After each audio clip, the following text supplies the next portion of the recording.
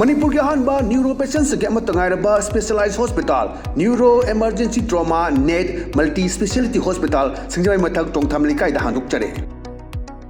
hospital asna maruina BP stroke brain tumor lambi ki khudong thiba spinal disc prolapse spinal tumor amadi migraine chingba layengli hospital asida neuro ki layeng bar changba afaba makhal ki khusu khulai amadi machine marang kaida lei masina kokal mari lenaba tongan tonba makhal ki anaba sing ningthina layengli lamdam masida neurosurgeon yamna tangariba maramna chingmadi arapa mafumdagi lakpa anaba sing neurosurgeon unanaba honabada awaba kya mayongdari masida sunatna matam tintana anaba layengna maram oraga khudong thiba kya su mayongdari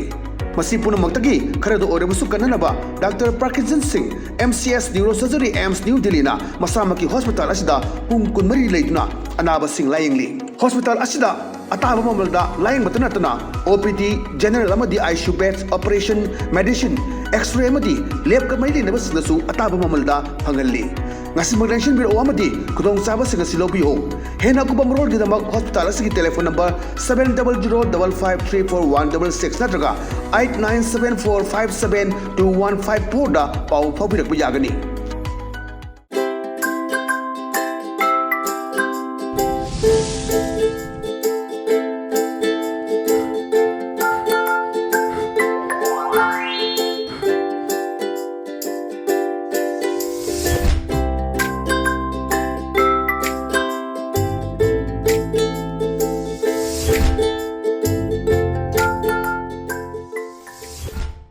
Kurumjari, ELITETV ki test of cartoon mahau meng tabiri usu aham tara mausari maru ngasim fala funga pau sing cartoon singda cartoon nishna kari haning liba kari fonong liba kari wakil khalang liba do miyam sanong thamjage ambalo khujage sangai express ki onthok pani da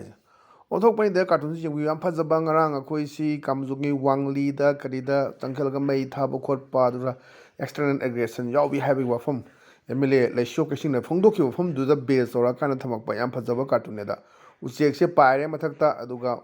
फादना कोई yum मई चाग लेबगी याम फजबा सिन मने अदा उचेक सिंना हाइरि उचेक अनिसिना मणिपुर लोइरे मणिपुर फजरे लो सुंगै लेत्रेना खुमक अमसिना खुमे एक्सटर्नल एग्रेशन चथरलो फावदा कैसु तोब ngamdrena सिनियसुना PDF की कांगबु यावदना चथरे मयाम सी अदु हजि सोशल मीडिया सु वायरल ओइरि ब्रह्मादगी चेलकपा अदुम कुकी कांगबु सिंगजु Tangkhul gi naga gi jaga da changjabam lawraga leiri hedana haji social media so viral hoidina aduna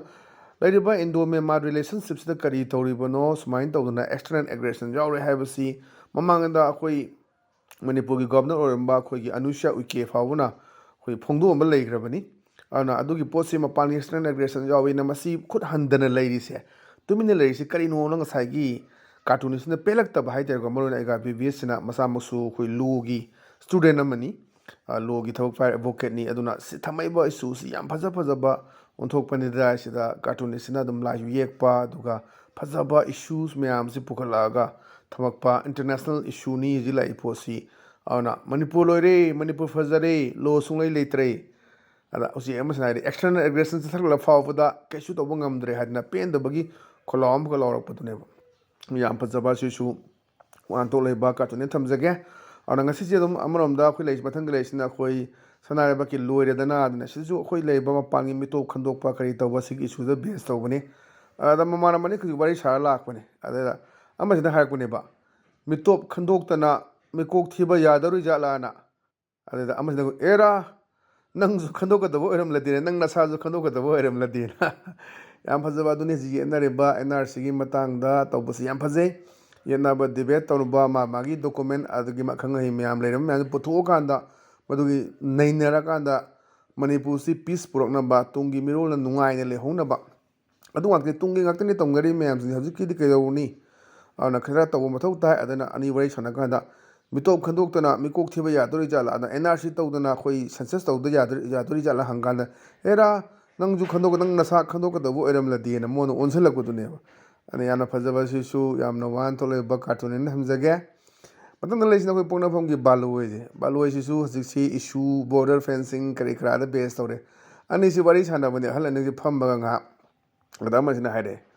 sarkar gi border fencing torabra haji kano da West Bengal la koi TMC 200 ga BJP lengang pai khre adi border khani hadana lauthok khiba mayam leire adagi se Bangladeshi Muslim mayam se tanthok ni habi mayam leiri ada wari si sana bane ba sarkar gi border fencing tawrabra na ada amasina khumai makoi VIP singi lam singi loina fencing tawna thamli na hadde handaki irang leibudu da koi minister mandol mayam si mamang sida koi beret ka khadana ba waya ka khadana mayam se leina ba yaw bane aduna moi gi di ngakthukna ba VIP singi di ngakthukna ba fencing phajana khare border fencing di khangdre yet pa horme adagi hawjuk si mu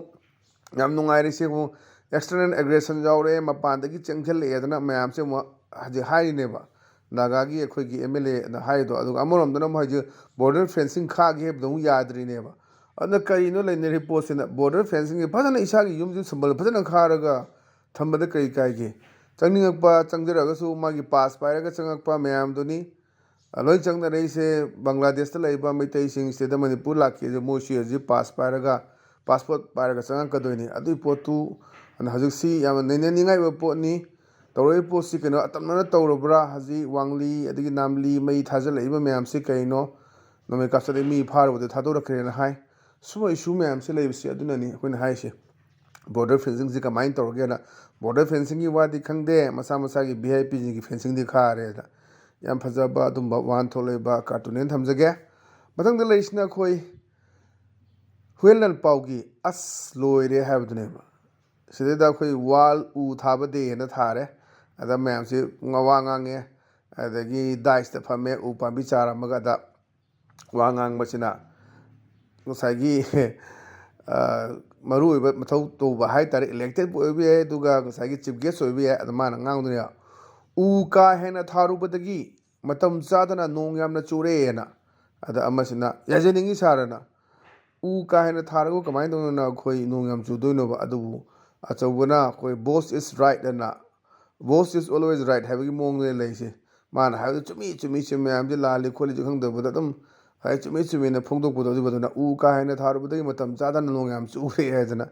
yamna nok ning ba jana amasina tong yajeningi sarana hairakpane ba yam phajaba dumba wan tholeba cartoon thamjage matang da leisna haji akhoi People's Chronicle gi Friday fanana haji si ngasi cartoon si yamba border gi relationship ki saida khuloi thai asai do koi external aggression sange ka na khem to ngam daba mayama adagi mi to khandu bugi matang border fencing gi matang si mayam si lai kan si su cartoon su do ya mananga si je theme jam loi mana bai da wai sana bane kai hagi da masina the Indo-Myanmar relations seems to have improved India Myanmar ani leinari mari se masi improve over phagal ko mali kamaina now people are talking about armies sharing and helping this protecting the terrorists adune mayam se relation haji lei mayam ni kuki gi mayama naga kamuna su hai duni leriba central force na moi support tor leire na people are talking about armies sharing and helping this almai do na protecting the terrorists mayam se ada Indo-Myanmar gi mari se phagal ko male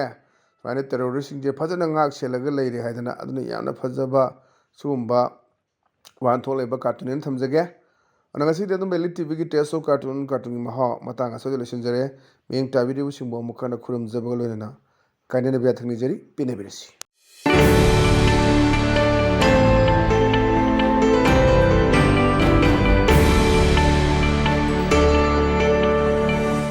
Patients get matangayaba specialized hospital neuro emergency trauma net multi speciality hospital singjai mathak tongthamli kai da hanuk chare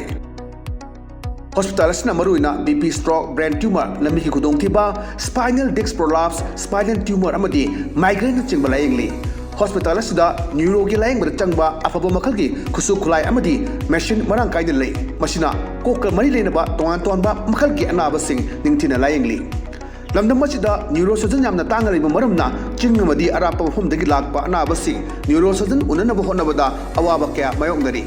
masida sunatna matam tintana anaba lainguna maram oraga khudong thiba kya su mayongdari masi punamakdagi kharado orabusu kananaba Dr. Parkinson Singh MCS Neurosurgery AIMS New Delhi na masamaki hospital asida pung kunmari leituna anaba sing layingli hospital asida ataba mamalda laying matanatana OPD general amadi ICU beds operation medicine x-ray amadi lab ka mai lena basnasu ataba mamalda phangalli ngasi magdenshin biro amadi kudong saba singa silobiyo